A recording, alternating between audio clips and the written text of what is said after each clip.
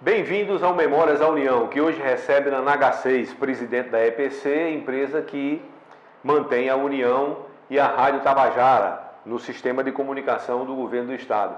Naná, além de hoje estar nesse cargo, é uma pessoa que tem uma história muito grande com a União e vocês vão saber por que agora, a partir de agora. E Naná, eu pergunto a você, como eu sempre faço aqui com os convidados do Memória da União, como é que você chegou à União? Como foi que os bons ventos a trouxeram para a redação? Bem, Luiz, você lembra que na universidade estavam os estudantes recém-chegados à universidade e muitos profissionais que já estavam no mercado de trabalho na área de jornalismo. Na minha turma, por exemplo, estavam Frutuoso Chaves, Aguinaldo Almeida, Silvio Osias, Lena Guimarães. E, num determinado momento, o Frutuoso disse, olha, você podia tentar ir para a União. Na época eu ainda tinha 17 anos. Aí eu disse para eles, eu não tenho ainda como tirar minha carteira de trabalho. E um ano depois, por coincidência, Helena era a chefe de reportagem aqui e tinha saído uma pessoa e Silvio Osias disse, Naná, vamos lá, vamos tentar para você ir para a redação.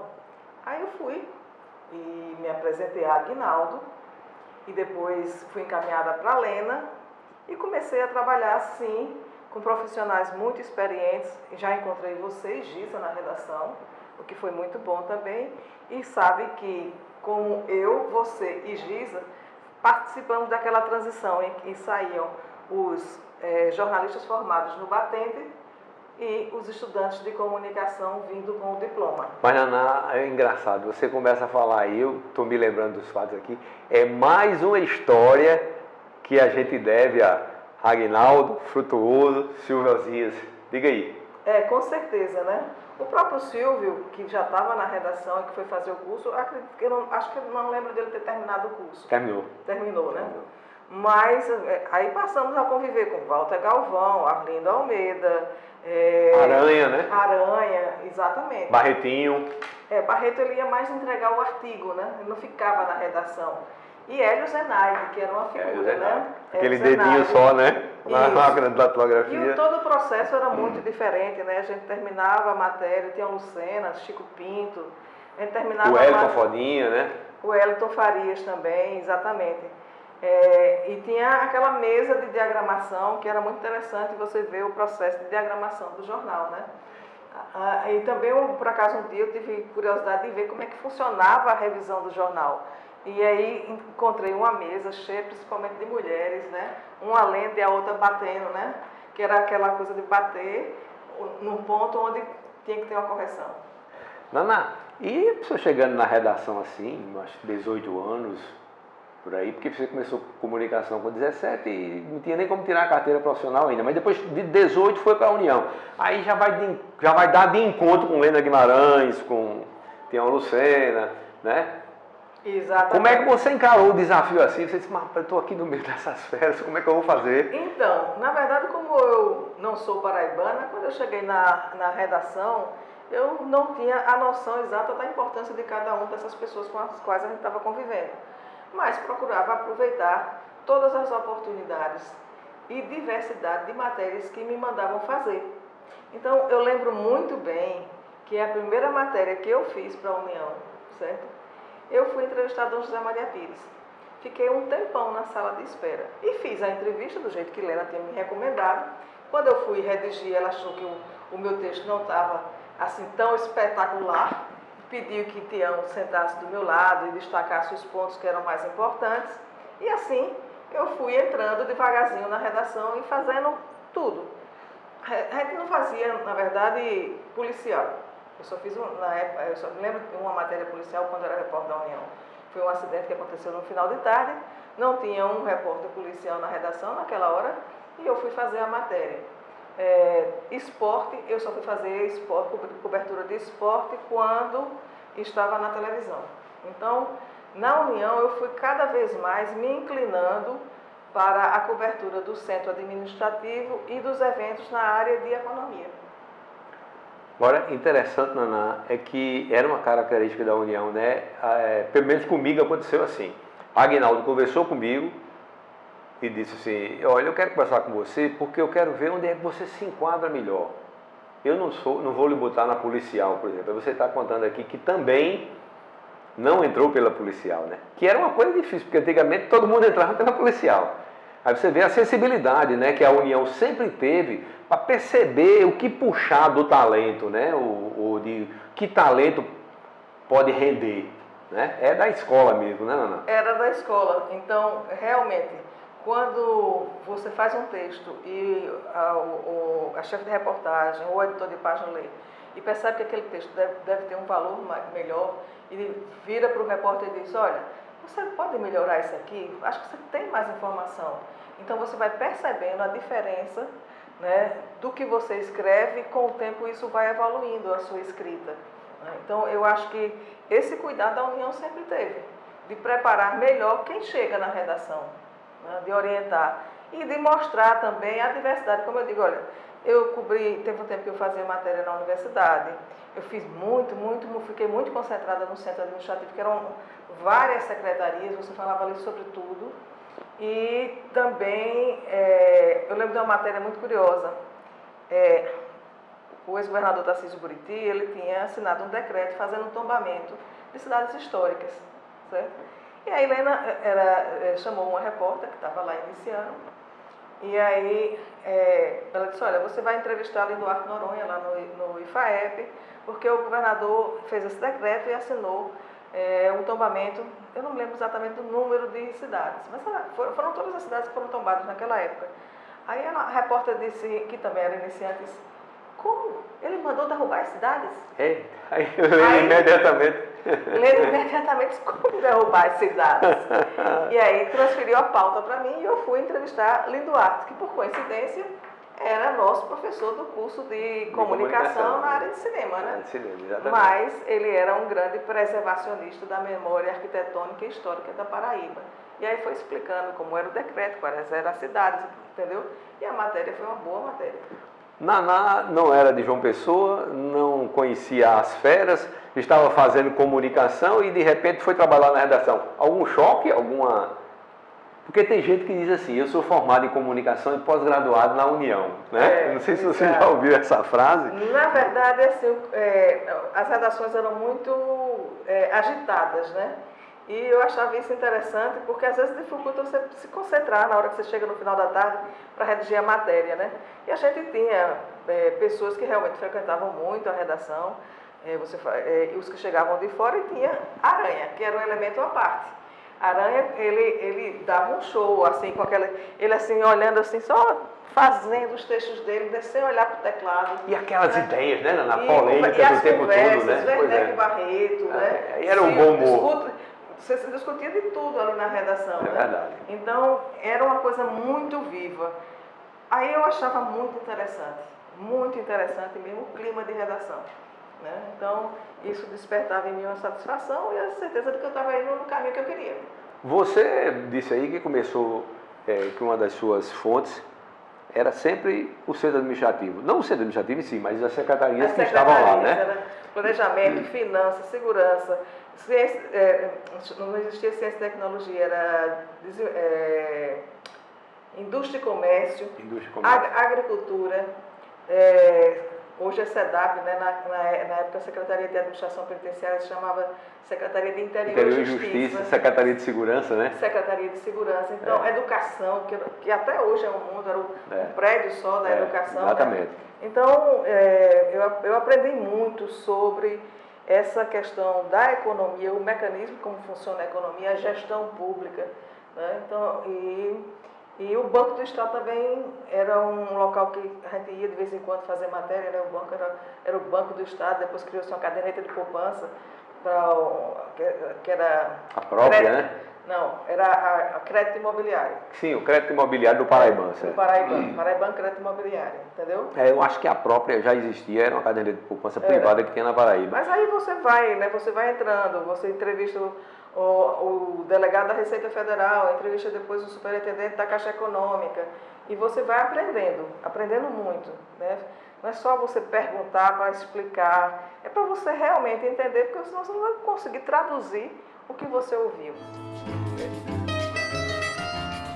Ô, Naná, e esse contato com muitas finanças, muito planejamento, agricultura, isso lhe levou a uma, por exemplo, especialização para economia? Você falou aí, fui entendendo de economia e tal, alguma coisa? Foi despertando meu interesse e tive a oportunidade de fazer um curso, não de economia, mas um curso para jornalismo econômico, na época que Júlio Rafael era superintendente do Sebrae também.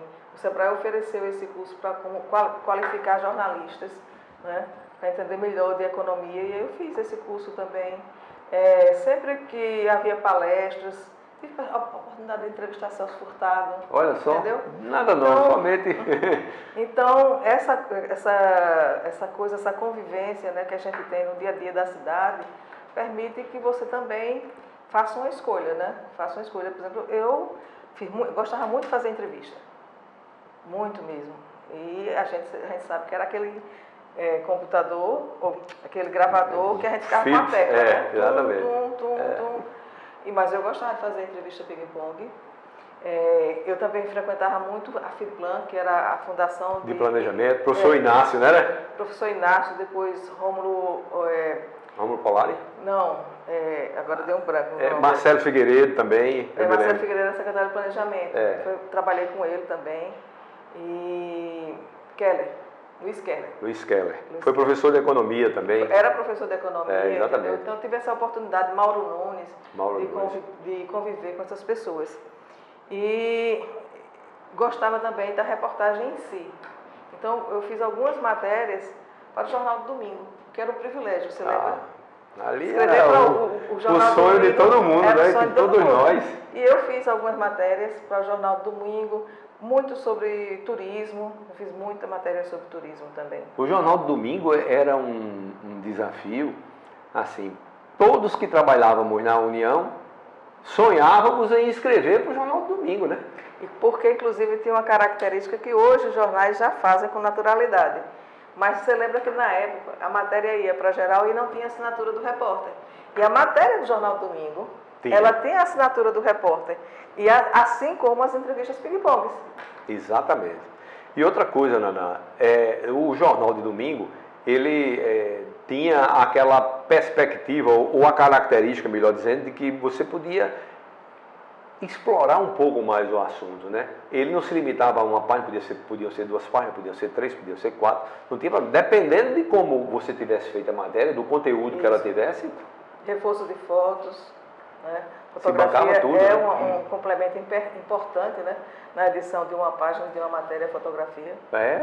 Uma informação ilustrada, né? Como a gente chama. Outra coisa que eu achava interessante também, Naná, é que, por exemplo, o Jornal do Domingo surgia mais ou menos de um consenso, né? Tinha aquelas reuniões, aquela pauta, e todo mundo dava uma sugestão. Entrevista, não, a gente vai, quem vai estar aqui é fulano de tal. Que você via que a União tinha uma redação que era muito frequentada. Tinha gente que não era da União, mas passava lá todo dia. Zé Otávio, por exemplo, só para citar um nome, que quantos entrevistados a gente não... Carlos Romero ia no final da tarde deixar a coluna dele, né? Então, o texto dele, Carlos Romero, como você falou, Barretinho também. Né? E era uma efervescência. Até mesmo alguns deputados gostavam de ir, alguns secretários. Me lembro de Ramalho, de Aloysio Pereira, sempre passavam pela União, né? A gente, Madruguinha, Evaldo Gonçalves algumas vezes, né? Eu me lembro que quando eu comecei a fazer política, eu ia para a Assembleia, e ainda era na época da ditadura, e eu ficava assim, de olhos ligados no que Madruga, Evaldo e Egídio diziam, porque eram os caras que votavam no colégio eleitoral. Os outros tudo cobra d'água. Podia dizer o que quisesse, mas assim, de resultado positivo aqui, não tinha, mas esses tinham. E a gente, tudo isso era fruto daquela conversa, daquela efervescência, daquelas discussões da União. A turma do Realce, né? Eu não sei se você lembra, Luiz, na época que a gente começou, na verdade, principalmente no final do governo Sarney, eu me lembro de três coisas da economia que na época impactaram. Primeiro, quando eu comecei a trabalhar e ter o salário, né? O meu salário no mês foi um e no mês seguinte ele já veio corrigido pela inflação. E a gente achava muito bom, mas só que eu não entendia que, na verdade, quando ele corrigia pela inflação, a inflação continuava se realimentando, né? Era uma época também de muita greve. Greve dos bancários, greve dos motoristas, greve da UFPB. Então, a gente, às vezes, estava em situação de risco mesmo, né? Porque tinha os confrontos. Manifestação dos estudantes na rua, bloqueando ruas. Então, tudo isso... Agora, havia um movimento até sazonal, que era a questão da colheita da cana-de-açúcar, que a gente fazia matéria sobre a produção e, ao mesmo tempo, sempre tinha uma negociação, um impasse na negociação na antiga DRT, que hoje é a Superintendência Regional do Trabalho. Então, eram greves dos canavieiros que a gente também fazia matéria. Mas sabe o que me veio à memória agora? Aquela greve dos motoristas, já que a gente, nesse momento que está fazendo a entrevista, está havendo uma greve de motorista, que o nosso colega Ortilo Antônio flagrou o momento em que o delegado sacava uma arma. Não foi? Lá no Mercado Central. No Mercado Central, pois é. E aquela foto é histórica, acho que ela está até aqui numa primeira página dessa aqui, desse painel, que ilustra aqui o cenário onde a gente está conversando. Exatamente. A gente encarou muita coisa. Aqueles dos caminhoneiros que trancaram obstaculavam a saída de mercadorias que chegavam pelo Porto de Cabedelo, né? Eu acho que eu já não estava mais aqui na União, na verdade, quando houve o plano cruzado, né? E teve aquela falta de produtos alimentícios, né? Um boicote. Os fiscais do Sarney e tal. Os fiscais do Sarney, tudo a gente acompanhou. Você passou quanto tempo nessa sua primeira chegada na União aqui? Passei 3 anos e meio. Na reportagem direto o tempo todo? Na reportagem. Ah, você não migrou para a cozinha da redação não, como você disse, né? Só depois? Não, só depois. Na verdade, cozinha da redação mesmo, assim, de editar, foi só com a minha experiência com a Edificar. Sim, com a revista. Era sempre entrevistando ou fazendo matéria, como repórter, sempre como repórter. Que é a essência, né? Do verdade. jornalismo, a reportagem mesmo. Naná, você também é conhecida por duas características assim que uma que é que todo mundo percebe, que é o famoso texto final. Você tem texto final, né? E a outra que você sempre foi uma pessoa muito meticulosa, muito rigorosa com os números, com a precisão da informação, né? A gente, mesmo você é bem novinha, saindo do curso de comunicação, mas preocupada com aqueles cadernos, com aquelas anotações bem detalhadas, tal. Isso já veio da sua própria formação como estudante, isso você aprendeu no curso, isso foi, sei lá, era a sua carga de responsabilidade a que você mesmo se impunha, como era essa... Porque era uma característica sua, né? Eu acho que foi muito da leitura da minha vida inteira. Eu fui criada, eu sempre digo que eu sou uma pessoa privilegiada.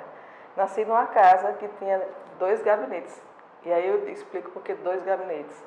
Quando eu cheguei aqui em João Pessoa, quando a gente estudante ia alugar casa, dizia, ó, casa com gabinete é mais caro, casa com telefone é mais caro. É verdade. E eu achava aquilo estranhíssimo, porque tinha o gabinete de papai, onde a gente tinha muitos e muitos livros, todos nós tínhamos acesso a muita leitura, e o gabinete de vovô. Meu avô era um historiador, ele fundou o Instituto Histórico, organizou a Biblioteca Pública de Aracaju, de Sergipe, na verdade, fundou o arquivo, organizou também o arquivo público. Então, sempre tive acesso a livros, à leitura e o estímulo da escrita. E isso me facilitou, obviamente, chegar no curso de comunicação e eu chegar na redação. Agora, o aprimoramento vai realmente das correções que o editor, ora Aguinaldo, ora Lena, certo? Ora Galvão, disse, olha, tem alguma coisa aqui no seu texto que não está, né, pegando direito. E aí você vai para... Será que essa informação não pode ser mais... Às vezes você se habitua com a linguagem do entrevistado e transcreve ali bem tranquila. Quando, na verdade, mas por que você usou essa expressão tão assim? O que é que isso significa dizer? Aí você tem que refazer um pouco aquele parágrafo e explicar melhor numa linguagem mais do cotidiano. E esse exercício da redação, né, só redação mesmo, como eu lhe disse, é que me levou a ter mais cuidado. Depois eu mantive aqui na União uma coluna de economia durante 6 anos. Economia e negócios. E ela teve vários formatos. Eu fui aqui no arquivo exatamente para pegar a memória, certo? Na meados da década de 90 até o final, praticamente final da década de 90. E eu não percebi que eu estava tanto tempo escrevendo sobre economia. Até um dia que a nossa colega Renata Câmara Avelino, que é da assessoria do SEBRAE, eu estava na TV Tambaú, eu trabalhava lá de manhã, né, editando o Tambaú Debate, primeira edição. Ela disse: Naná, eu quero lhe entrevistar. Eu disse: a mim? Por quê? Eu disse: não, porque eu estou fazendo meu trabalho de conclusão do curso e eu vi que você tem uma coluna de economia lá no Jornal União. Aí eu disse: é verdade, eu tenho a coluna, já tem 6 anos. Eu disse: 6 anos? Aí eu disse: é. Aí ela disse: é. E realmente, há poucos dias, há uns 2 meses atrás, eu acho que talvez um pouquinho mais, ela me disse que, Naná, tem uma foto sua na capa do meu trabalho de conclusão de curso, porque eu fiz muito em cima do trabalho que você fez na União. Então, isso é memória, mas é o resgate daqui mesmo, daqui da União. É fruto da sua relação com a União, né? Exatamente. Nessas colunas de economia, Naná, você se lembra de algum fato que você teve que abordar? Porque às vezes acontece um fato, um plano econômico, um pacote, não sei o que, e você vai se sentir naquela obrigação de traduzir aquilo para o leitor. Com certeza, né? E é interessante, eu fui pegar essa coluna aqui que estava no arquivo, né? Ela é de 1994, certo? Aí tem aqui, questionamentos de economista, que era Martinho Campos, presidente do Corecon? Do Conselho Regional de Economia, sim, que estava organizando um seminário sobre a globalização e a economia, a questão do desenvolvimento regional dentro dessa questão da globalização. Parece que é um tema de hoje, né? Então, aí ele coloca aqui, ele manifesta a preocupação com a manutenção da estabilidade do real e critica a postura rígida da equipe econômica em manter o modelo adotado, tendo como âncora o câmbio. O câmbio até hoje ele é uma grande interferência da nossa economia, pois né? E ele fala também da necessidade de reformas administrativas e fiscal e muito preocupado também porque a dívida pública, que alarma todo mundo hoje, na época representava 30% do PIB. Você veja, todos os assuntos que estão na pauta de hoje, que aliás são cobrados pelo tal do mercado, né? Exatamente. Inclusive, é interessante porque nessa época foi a época que a Paraíba ainda devia muito, né? Mas o Dr. José Soares Nunes, secretário das Finanças, ele conseguiu trazer uma renegociação da dívida que melhorou muito a situação. Então, na época, em 1994, ele recebeu um troféu exatamente porque estava conseguindo reequilibrar as dívidas da Paraíba de modo que o pagamento do funcionalismo não atrasasse mais. Você veja, hoje em dia, né, é um dos carros-chefes da administração João Azevedo o fato de que a Paraíba tem um equilíbrio fiscal que é referência do país, né? Exatamente. E a União sempre explora isso como fonte de informação. Diz, dá certo, viu? É só saber fazer. Olha aqui o exemplo. Exatamente. Né? E você veja os temas tão atualizados, né? Exatamente. É como, por exemplo, na sua gestão, eu testemunhei isso, o relançamento de um livro de Barreto Neto, que foi organizado por Silvio Osias, sobre a crítica de cinema que Barreto fazia. Eu fui ler alguns artigos, e achei que os artigos tinham sido escritos ontem. Olha, quando se tem o texto, né? Quando você tem o texto, tem a visão, né? Nós lançamos agora o livro de Linduarte Noronha. Linduarte fez crítica cinematográfica aqui na União também por mais de 10 anos. E me chamou bastante a atenção a atualidade dele. Tem um filme, Os Cajueiros, né? E num dos artigos ele critica o fato de estarem derrubando tantos pés de cajueiros na região que englobava João Pessoa, Santa Rita, Bahia, e dizia, no futuro vão faltar as sombras dos cajueiros. Quer dizer, ele se antecedeu à questão da crise climática pelo desmatamento. Você citou o Lindo Duarte, a gente já tocou aqui en passant em Aranha e Barreto, e sua convivência com dois nomes sagrados do jornalismo paraibano que sempre foram muito importantes aqui na União. Natanael Alves, Gonzaga Rodrigues. Natanael, na verdade, eu pouco convivi, Luiz. Ele foi quem assinou minha carteira de trabalho. Pois é, porque assinou a minha também. Na mesma tarde que assinou a de José Nunes. Mas Natanael, logo depois, primeiro a redação era lá na João Amorim, a gente só vinha no distrito fazer alguma coisa assim importante. Administrativa, né? Administrativa. E depois ele faleceu algum tempo depois, não foi muito tempo de convivência. Gonzaga não. Gonzaga até hoje, né? Então, eu passei um tempo em Brasília, quando eu me formei, eu fui para Brasília, que eu queria fazer mestrado lá na UNB. Mas quando eu cheguei, já tinha passado o período e eu comecei a trabalhar fazendo matéria para a União lá em Brasília, né? Então, quando o governador Buriti, na época, ia para lá, eu acompanhava em alguns ministérios, fazendo a cobertura e tudo mais. E foi criada a SECOM. Então, a Aguinaldo me convenceu a voltar para João Pessoa e eu terminei ficando e casando com ele. Mas, na época que eu voltei, eu fui ser a repórter do Palácio da Redenção, onde era o gabinete de Gonzaga. Entendeu? Então, trabalhei assim diretamente com Gonzaga, lá no Palácio da Redenção, como repórter. Cobri, inclusive, a assinatura do contrato do governo do Estado com o governo federal, e sendo o contrato que deu origem ao conjunto Valentina Figueiredo. Estava aqui o ex-presidente, último presidente da ditadura, João Figueiredo. João Figueiredo, né?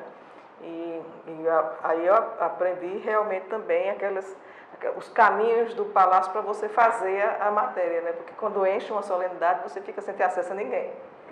Então, mas é muito interessante, né? E a convivência é muito mais próxima decorreu de Aguinaldo, né? Você sabe da relação que Gonzaga e Aguinaldo tinham um com o outro, e era o quarteto, né? Era Aguinaldo, Milton, Martinho e Gonzaga. Entendeu? Então, era o quarteto. Então, isso é muito interessante e você também vê o outro lado, o lado mais pessoal, o lado mais familiar de Gonzaga e de Aguinaldo, naturalmente, a vida inteira. Aguinaldo era considerado Gonzaga não só um mentor, mas um segundo pai, um carinho imenso, né? Então, com essa convivência foi que eu também aprendi muito a respeitar Gonzaga. Naná, além de toda essa trajetória aí, você foi se transformando numa gestora, teve material, aliás, teve empreendimento próprio, como a revista Edificar, que tratava da expansão urbanística de João Pessoa, né? Eu me lembro de vários números com matérias específicas de arquitetura, de urbanismo, de crescimento, construção. E você está aí, digamos, coroando a vida profissional nessa área com a gestão aqui da EPC. E aí, como é que separa a jornalista, que todo jornalista é um pouco sonhador, da gestora que tem que ser pragmática, com os dois pés fincados no chão, as duas mãos ancoradas, baseadas no equilíbrio financeiro, no equilíbrio, né, orçamentário, só gasta o que pode diante da necessidade de expandir, de contratar, enfim, de tocar o barco, né? Como você disse, eu estou coroando a minha vida profissional quando aceitei o convite e o desafio do governador João Azevedo. E eu digo que é um privilégio. Nós somos contemporâneos e a gente sabe que a União sempre é um marco e uma referência. E implantar a EPC, juntando a União e a Rádio Tabajara, foi um grande desafio, porque, na verdade, Luiz, eu fiz um relatório o ano passado, mostrando as várias etapas que nós perseguimos ao longo dos 5 anos de implantação da EPC. A EPC, ela uniu uma rádio que tinha, na época, 83 anos, certo? E com um jornal que, na época, também tinha 127. É muito, né? Ou seja, tudo que você pensar em fazer na área de comunicação pública, alguma coisa no passado da União e da Rádio Tabajara já aconteceram. Tá? São excelentes fontes de pesquisa, tem boas equipes, sempre tiveram equipes completas. E eu, obviamente, quando eu comecei, eu sempre me preocupei mais com a prática jornalística. Tranquilamente, eu me voltei muito para a redação do jornal, olhava muito a questão da redação do jornal e também da redação do rádio, mas a realidade ela se impõe. Então, eu vou dar um exemplo aqui da gráfica da União. Com 2 meses que eu estava aqui, deu um problema na máquina, no CTP. E o que é que aconteceu? Que a gente demorou para ter uma solução. O que é que acontecia? Toda noite, certo? Depois que fechava o jornal, Paulo Sérgio saía daqui para JB, para gravar a chapa, para voltar para cá. Toda noite eu ficava esperando, 11, 11h30, meia-noite, o retorno do pessoal que ia para JB para rodar o jornal. Isso foi um desafio grande até a gente conseguir realmente consertar a máquina. E não durou uma semana, foi mais de 2 meses. É sempre bom lembrar que esses equipamentos não são nacionais, né, Naná? Não são nacionais. E o desafio era, na rádio, eu estou um belo dia muito tranquilo e calma quando recebo uma comunicação que, dentro da minha rotina, né, tinha saído a ortoga da migração da AM para a FM. Eita. Um processo que tinha sido iniciado em 2014. Então, obviamente que eu fui ao governador, né, e a gente depois teve que tocar todo o processo que implicou num processo que durou bem mais do que planejado porque veio a pandemia. Então, a gente não conseguia fazer uma licitação, foram 3 licitações diferentes, para uma empresa se predispor a construir a torre. Paralelamente, tinha que aprender e entender uma parte dos equipamentos de radiodifusão. Então, a torre ela tinha que ter tantos metros de altura, a antena tantos metros de altura, e tudo isso num complexo muito maior, porque hoje só são 2 unidades, mas inicialmente eram 3, porque tinha um terreno em Mangabeira, de 7 hectares, onde a antena da rádio ficava. Onde estava a antena da rádio. Da AM, né? Da AM. E você tinha que manter as pessoas ali, certo? 24 horas. Então, era uma coisa assim, que não tinha como escapar, até fazer a migração e colocar as 2 antenas numa torre só. Então, tudo isso, a realidade foi se impondo e eu fui me tornando uma gestora de fato. Né? De fato, eu fui me tornando, mas eu sempre com o apoio do governador e de 3 secretários que eu conheço há muitos anos, os 3, e que me tiravam dúvidas. Até hoje eu ligo e pergunto para Letácio, que é o secretário de Controle Interno, Gilmar Martins, Planejamento. Planejamento, e Marialvo Laureano, Finanças, né? nas finanças. Então, ora, a decisão de colocar as 2 antenas numa torre só foi uma decisão muito acertada. Mas tinha muitos aspectos técnicos que sua colega aqui desconhecia. Então, quando a gente decidiu a posição da antena, certo? Levou em consideração que o terreno era inclinado e que quanto mais alto era melhor, a propagação das ondas. Muito bem. Aí, num belo dia, teve uma questão técnica que um engenheiro eletricista disse, não, aquele solo é bom por causa da altura, mas o solo mesmo não é bom não.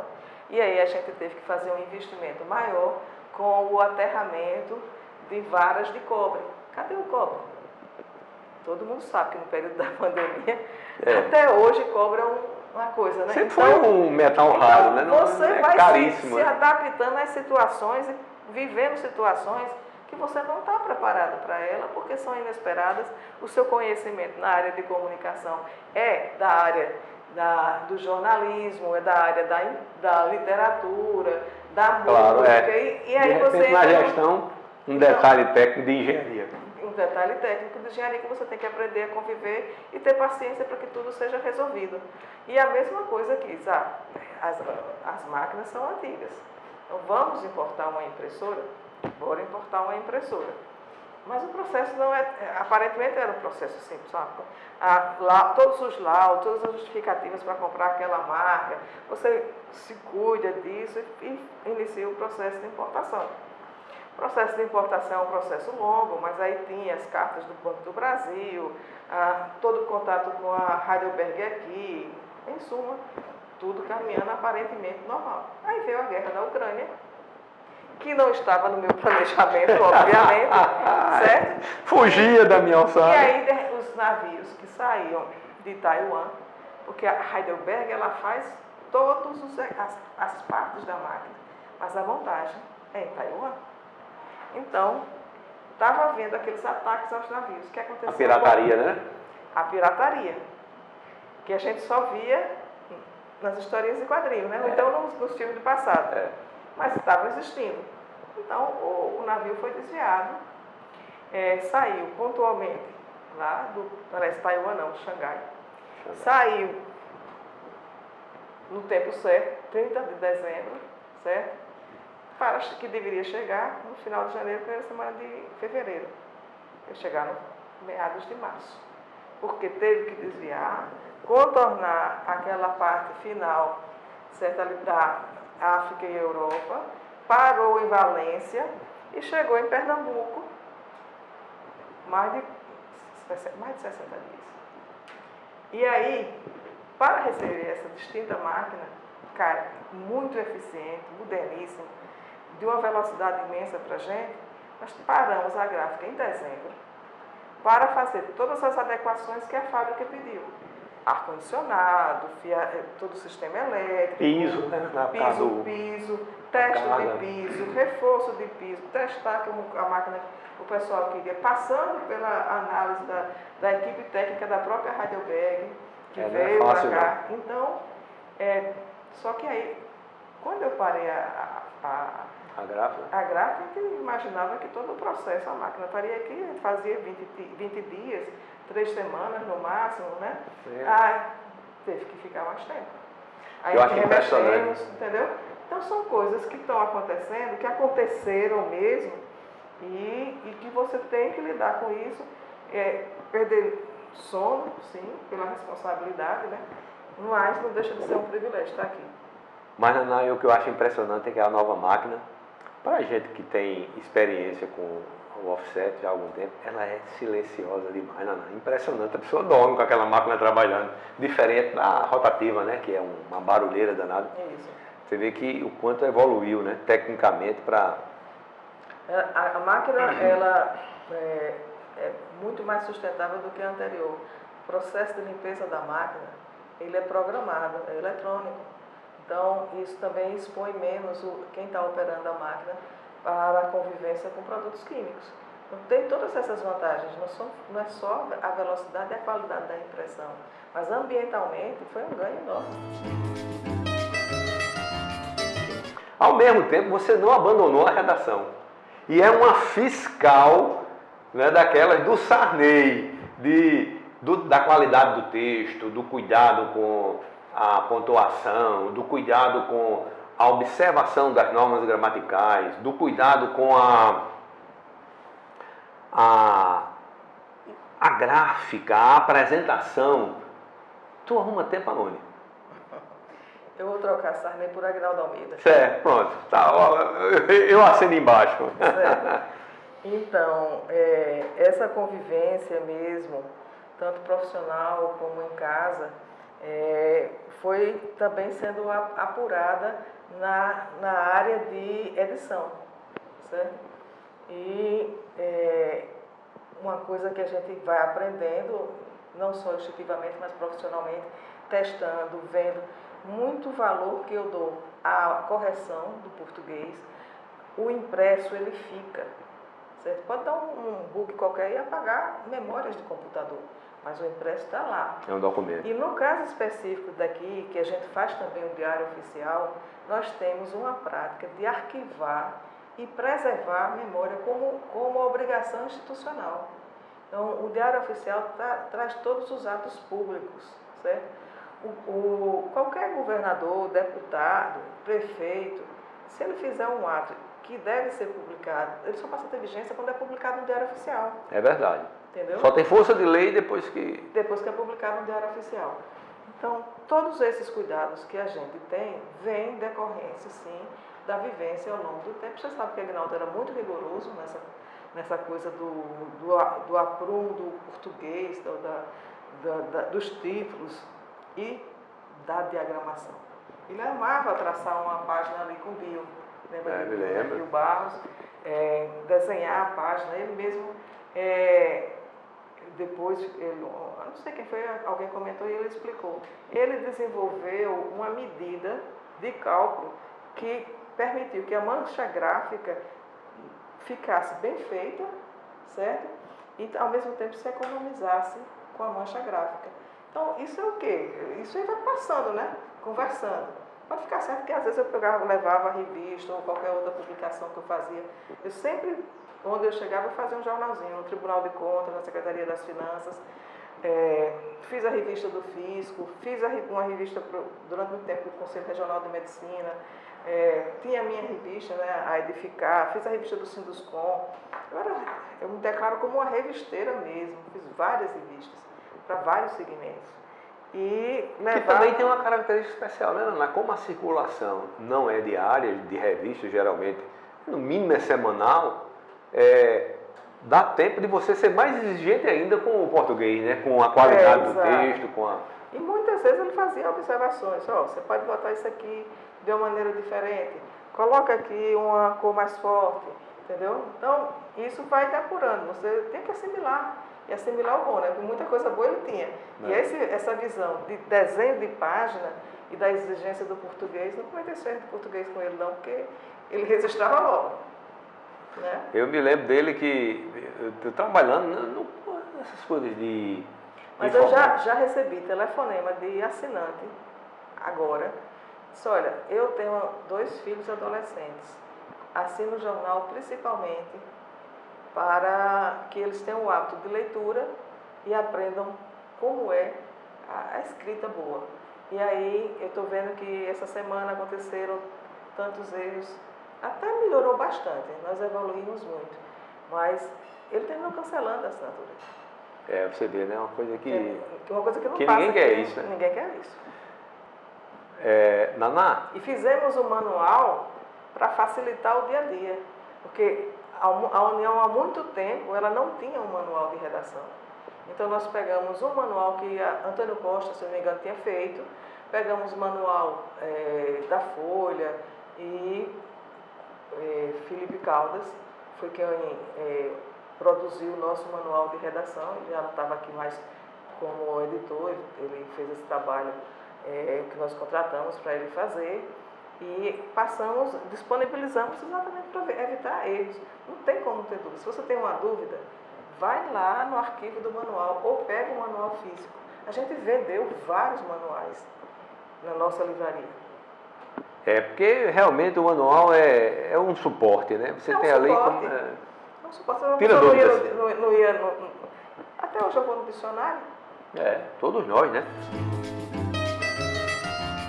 Naná, e no longo capítulo da pandemia, como é que foi aí ter que encarar a necessidade de produzir diariamente um produto que é feito por muitas pessoas, diante daquele quadro de ter que separar, que afastar, que distanciar um do outro por conta do contágio, que era uma coisa...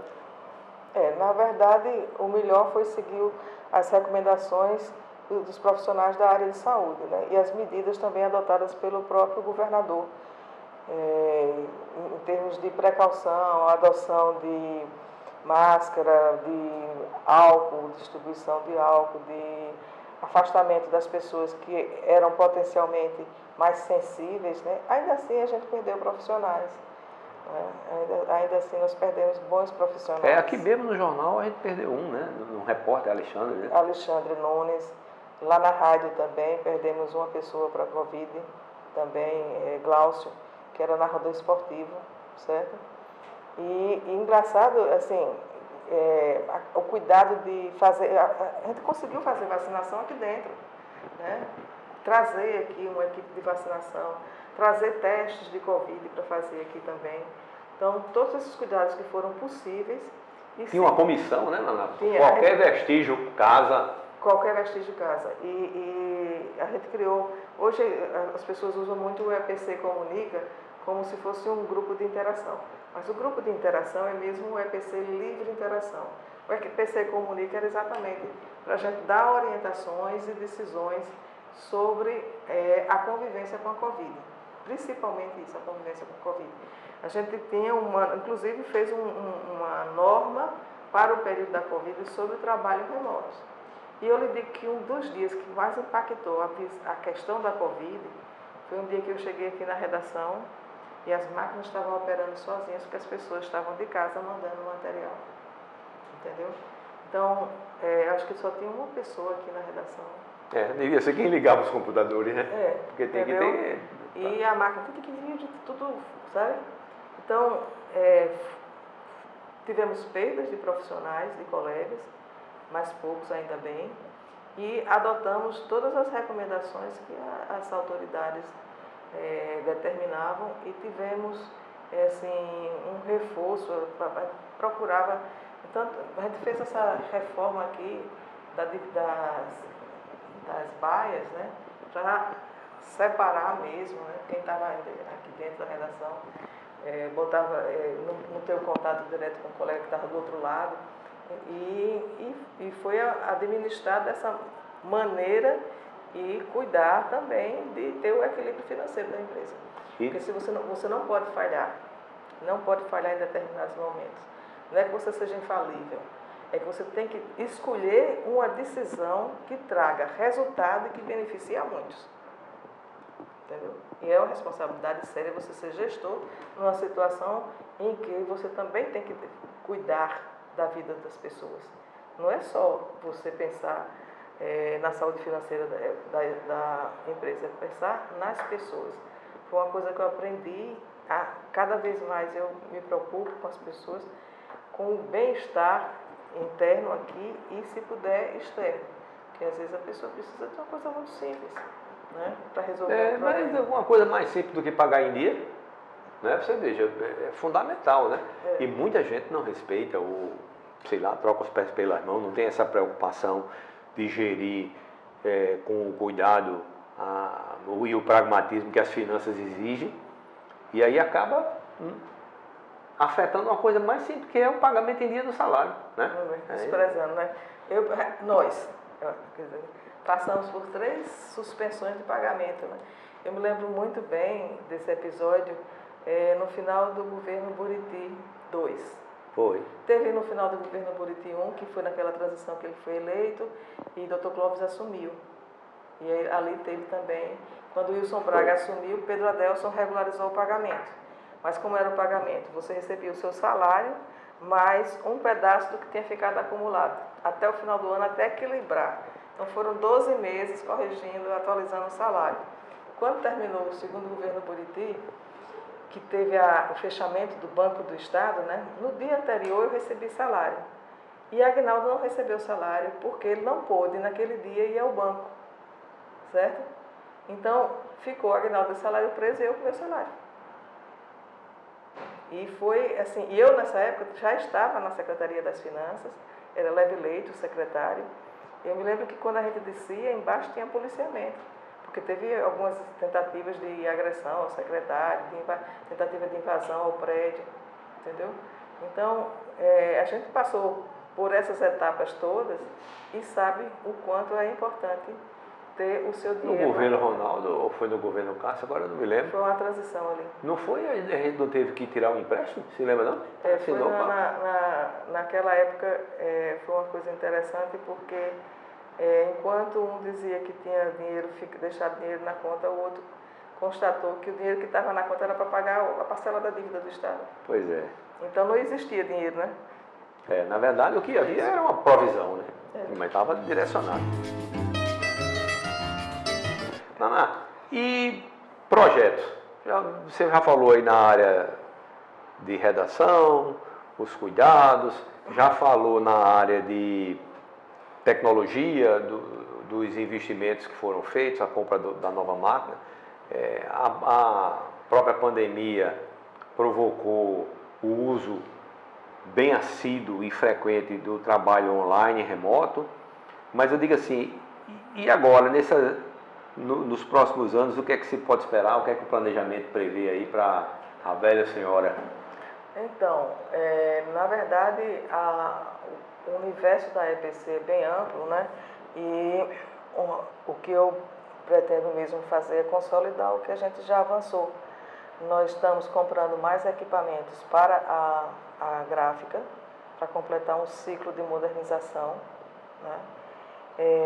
Nós pretendemos intensificar a divulgação do próprio jornal e modernizar a nossa página na internet, do jornal e da rádio, e continuar fazendo eventos culturais, como muitos em parceria, ora com a Secretaria de Cultura, com a FUNESC, né? Por exemplo, o Festival de Música, o governador deve anunciar nos próximos dias os homenageados e o edital, e aí isso implica também depois a gente fazer um concurso literário Zé Lins, que já está consolidado. Isso é muito bom para a gente. Fortalecer a livraria. A gente tem a nossa livraria física, a livraria eletrônica, e a livraria é uma realização muito grande para mim, porque foi uma ideia que eu discuti com Walter Galvão, e Pedro Santos manteve a proposta, então a gente conseguiu instalar a livraria. Ela se transformou em ponto de cultura. Você tem um clube de leitura, você tem lançamentos de pessoas que não editaram conosco, que às vezes nem são aquele cafezinho, não, as pessoas irem se encontrar lá. Então, foi uma coisa que eu também aprendi, que hoje em dia você tem que fazer a livraria, o cafezinho. e aí é consolidar essas atividades, melhorando as instalações físicas, né? A rádio ganhou uma emissora nova, tem um museu, né? E o que eu puder fazer para preservar mais o acervo da própria União, eu vou fazer, no sentido de tornar mais acessível para as pessoas. A gente está num prédio que é no Distrito Industrial, numa visão que o então governador Hernani Sato entendeu que a União era uma indústria gráfica, né? Mas toda a memória que tem aqui é muito rica, e cada vez mais a gente se preocupa em torná-la mais acessível.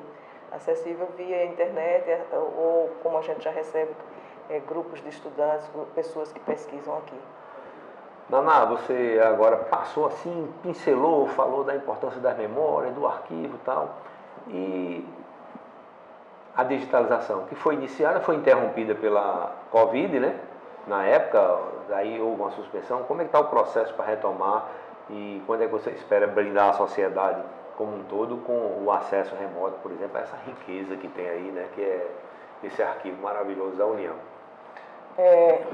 Eu, William e Amanda temos conversado sobre isso, e Ana Flor, que é responsável pelo arquivo, ela já fez o termo de referência para a gente lançar um edital para contratação do processo de digitalização.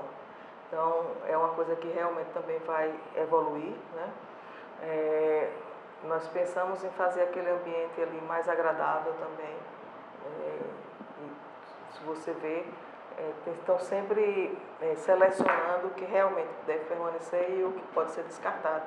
E nós, quando vamos fazer um descarte, a gente conta com o apoio e a orientação do Arquivo Público do Estado, porque tem normas para isso, tá? Então, a ideia é exatamente essa, é preservar mais a memória, transformando em digital, né? E o processo do ponto de vista administrativo, está andando.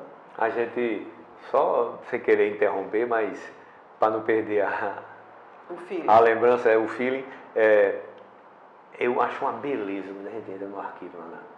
Aqueles livros, os livrões de memória do jornal, tudo organizado, você pede um detalhe. 1976, mais ou menos entre maio e agosto, aí quando daqui a pouco o funcionário chega e traz para você, eu imagino a riqueza que, por exemplo, pesquisador encontra ali, né? É verdade. Nesse tempo que eu estou aqui, houve uma pesquisa sobre o quartel do 15, ali de Cruz das Armas. porque na década de 50 teve uma explosão no Paiol e eles perderam parte da memória. E aí foram comemorar a festa, acho que é de 80 anos do quartel, e vieram aqui. Foi aqui que encontraram as informações. O mesmo aconteceu com o TRE, no aniversário da Justiça Eleitoral, né, que foi comemorado nacionalmente. As informações foram encontradas boa parte aqui, porque quando chegou em 37, que se instalou a ditadura de Getúlio Vargas, praticamente a Justiça Eleitoral parou. Então, os atos dessa Justiça Eleitoral foram encontrados na pesquisa da União. Mais recentemente, a gente teve um material pesquisado também aqui sobre o pessoal da FEB, os expedicionários da FEB. Nós lançamos, inclusive, uma revista o ano passado em parceria com eles, comemorando também o retorno, né, dos paraibanos que foram para a guerra e contando a história da guerra. Então, é fonte de pesquisa constante. O pessoal da Polícia Civil do Governo do Estado da Paraíba está pesquisando a história da Polícia Civil. E no primeiro número do jornal União, enquanto jornal do Partido Republicano, já registrava que o meliante, certo, tinha sido apreendido na Cruz do Peixe, certo, pelo delegado não sei quem. Então, isso está servindo de base para caracterizar que a Polícia Civil ela é muito anterior ao período da década de 80, final dos anos 80, que foi criada a estrutura e o quadro da Polícia Civil da Paraíba. Você veja, um belo dia eu estou aqui, aí liga o nosso amigo comum, que é o médico carneirador. Luiz, olha, eu estou fazendo uma pesquisa aqui, estou querendo saber quem é o primeiro secretário de saúde, porque não há registro em canto nenhum, não sei o que. O arquivo tinha. Aí a gente levantou e entregou a ele, ele fez até um artigo que foi publicado na revista da Sociedade Médica da Paraíba e tal. Você vê, medicina, né? Um assunto que é muito, mas o detalhe estava na União. Exatamente, a gente fez uma matéria sobre o Arlinda Marques. Por que o Arlinda Marques se chama Arlinda Marques? E foi uma dificuldade que na Secretaria de Saúde pouquíssimas informações. Quando foi aqui, certo, descobriu-se que ali onde era o Arlinda Marques, havia um hospital, uma unidade de saúde mantida pelas freiras e o então superintendente do Banco do Brasil, a filha adoeceu e foi tratada lá, acho que de problema pulmonar. E ele fez uma doação para esse hospital. E o nome da filha dele era Arlinda Marques. Tá vendo? Agora, Naná, a gente já está caminhando aqui para o final dessa conversa. E uma outra, talvez a maior realização dessa sua gestão na União, foi a retomada de contratação de profissionais através de concurso público. Quanto tempo não tinha um concurso? Nunca teve. Tá vendo? Então foi a primeira vez. Mais uma, o ineditivo. Na verdade, houve um processo contra a Rádio Tabajara em 2003, a partir de uma denúncia de um funcionário que ficou insatisfeito por uma gratificação que não recebeu. E disse, na época, foi tanto no Ministério Público, no Ministério Público do Trabalho, no Ministério Público do Estado e na Superintendência Regional do Trabalho, dizer que os funcionários, não se sabia quem era funcionário da Rádio Tabajara. E gerou, a partir daí, um processo todo de investigação. Em 2015, o Estado perdeu esse processo em todas as instâncias. E, depois de perder, esse processo voltou para Paraíba e ficou também um tempo lá na Vara da Fazenda Pública, se eu não me engano, a 6ª Vara da Fazenda Pública. Inclusive, já veio de volta com um parecer de Teori Javassi, o ministro que faleceu. O ex-ministro do Supremo, né? Determinando a obrigação de fazer. Mas esse processo ficou lá na Vara da Fazenda Pública. Em 2019, eu não sei se houve alguma fiscalização do CNJ, o fato é que esse processo começou a andar de novo. Eu recebi uma notificação, né, e tem acabado de ser implantada, está sendo implantada a empresa. Então, a PGE, eu assisti a primeira audiência e depois foi chamada a PGE também para participar das audiências. E era a obrigação de fazer o concurso. Então, a gente começou a levantar as demandas, o quantitativo, também estava em paralelo, veio a pandemia. E na pandemia, Bolsonaro baixou um decreto que era proibido fazer concurso. Proibido fazer concurso, válido até dezembro de 2021. Nesse período, nós organizamos estruturalmente a empresa com regimento, estatuto e contratamos uma consultoria para fazer o quadro da empresa. Então, fez esse estudo com a consultoria e esse quadro serviu de base para fazer o edital do concurso. Teve a seleção da empresa e o edital do concurso. Então, em 2022, nós lançamos o edital do concurso. E o concurso foi executado de uma maneira intensa e extensa. Por quê? 41 funções com 17 provas práticas, provas de títulos, aquela declaração... Prova prática, né? Não, provas práticas, provas teóricas, prova prática, prova de título. Comprovação do documento, aquelas não, coisas. A comprovação de quem era PCD, a comprovação de quem estava nas cotas, certo? Esse processo foi muito longo e extenso. E teve surpresas, né? Inicialmente, quando a gente lançou o edital, mais de 7.200 pessoas se interessaram para fazer o concurso, certo? 4.300 se inscreveram. Efetivamente fizeram 3.500 e poucos, entendeu? Então, não era uma coisa simples. A gente teve que fazer uma série de adaptações para a realização das provas, obter outros ambientes também, né? A equipe todinha da VUNESP veio de São Paulo. Eles têm articulações aqui apenas para o pessoal que fiscaliza as provas, né? Mas as provas eram aplicadas por professores da VUNESP. Então, tudo isso foi um processo longo, né? E nós fomos contratando em 2023, porque o resultado final foi homologado na primeira semana, se não me engano, na primeira semana de 2023. A partir daí que você publica, você tem que esperar alguma contestação e nós começamos a fazer as chamadas. E deu certo, né? Eu acho cara nova, gente disposta, gente... né? Nós tivemos muitos ganhos, de fato. Eu não sei bem exatamente, ou até sei um pouco, né? Porque o concurso gerou muitas expectativas. Eu acreditava e acredito que essa injeção nova é o futuro da empresa. Eu sempre digo que eu sou datada. Por que eu digo que eu sou datada?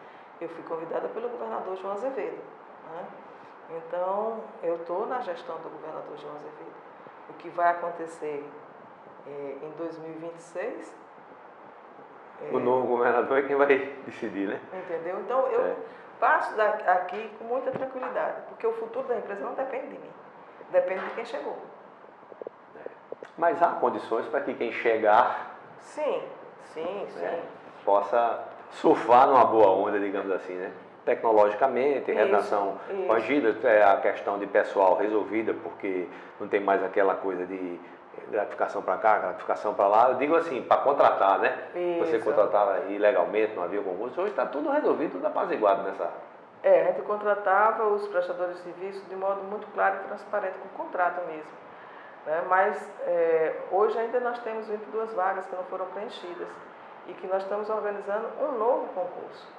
Mas, Luiz, o que eu vejo é que também é uma questão muito ideológica, talvez. Muita gente não entende a comunicação pública como uma comunicação de serviço ao cidadão, né? Talvez por outro tem. Quem fala em fechar a união. Em fechar a união, exatamente. Né? Em fechar os veículos públicos. E sem dúvida, eu acho que é um equívoco grande. O pessoal diz, quem quer, na verdade, diminuir a importância de um veículo de comunicação pública, diz assim, ou é para bajular, ou é porque são países que têm ditadura. O americano ele tem 5 veículos públicos. A Europa nem se fala, né? Você tem na Itália, você tem em Portugal, a RTP Internacional, ela é um veículo público. A RAI, o Canal 5, a France 5. A BBC, né? A BBC. Aí você tem no Japão, a NGK, né? Tem na Venezuela, tem em Cuba, tem no Peru, tem na Argentina, tem. Veja o que está acontecendo com a empresa de comunicação pública da Argentina agora. Naná, e só a título de ilustração, mas uma avaliação sua, pessoal, sobre a importância.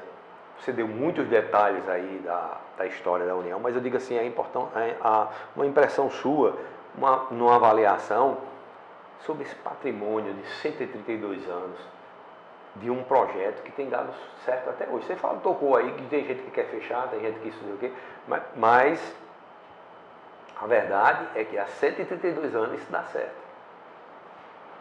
Numa plataforma que hoje você veja, pelo menos aqui em João Pessoa, na Paraíba, já não tem mais nenhum impresso. No Brasil, diminuindo, no mundo todo, mas a União vai se reinventando, vai encontrando soluções, vai permanecendo. E eu queria uma avaliação sua para terminar, a sua expectativa. Você ainda acredita no impresso? Você acha que ainda há espaço para que se continue lendo no papel, apesar dos xiitas e xaatos que não querem que as árvores sejam derrubadas para virar papel? Até porque não sabem que boa parte do papel que circula no Brasil é papel de reflorestamento. Né? Então, não tem esse problema. Mas, de fato, eu acredito no impresso. Luiz, eu vou lembrar você que sempre disseram que ultimamente que o livro ia acabar, porque tem o e-book, não acaba.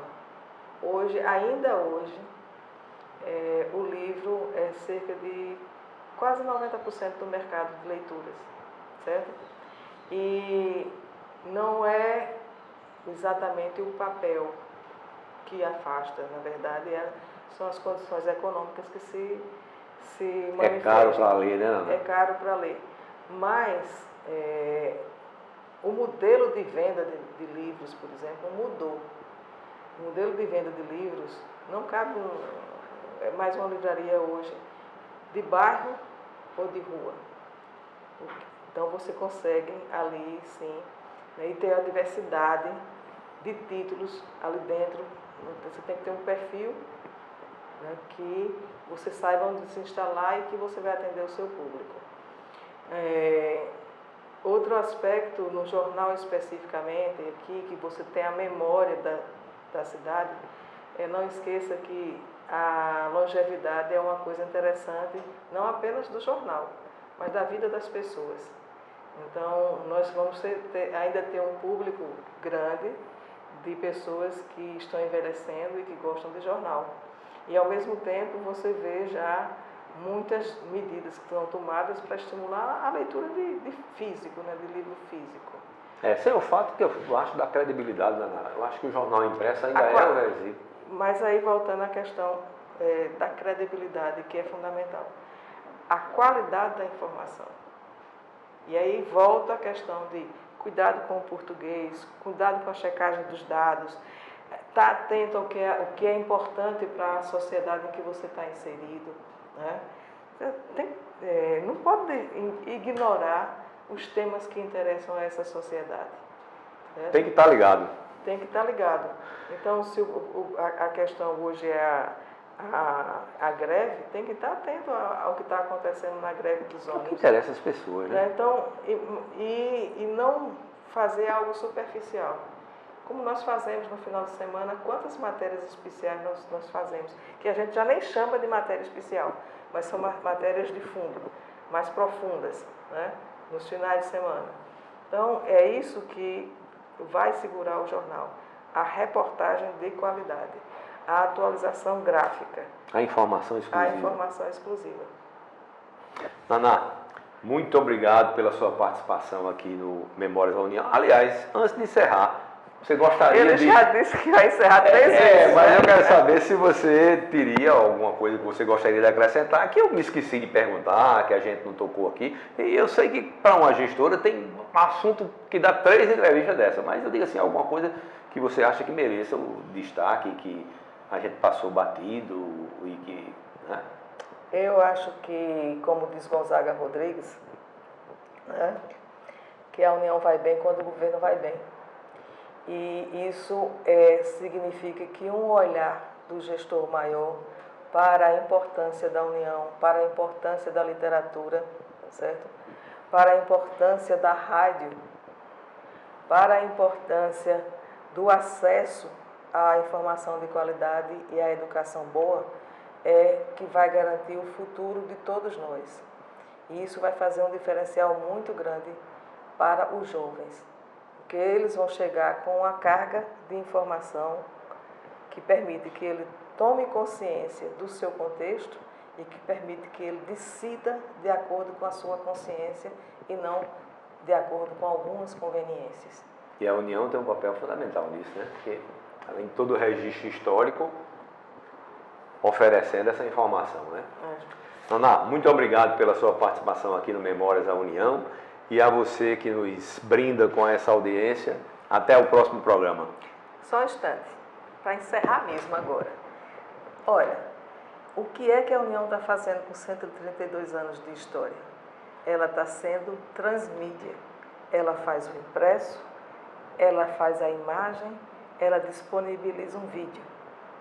Então, está perpetuada a história. Pois é, atualizadíssima.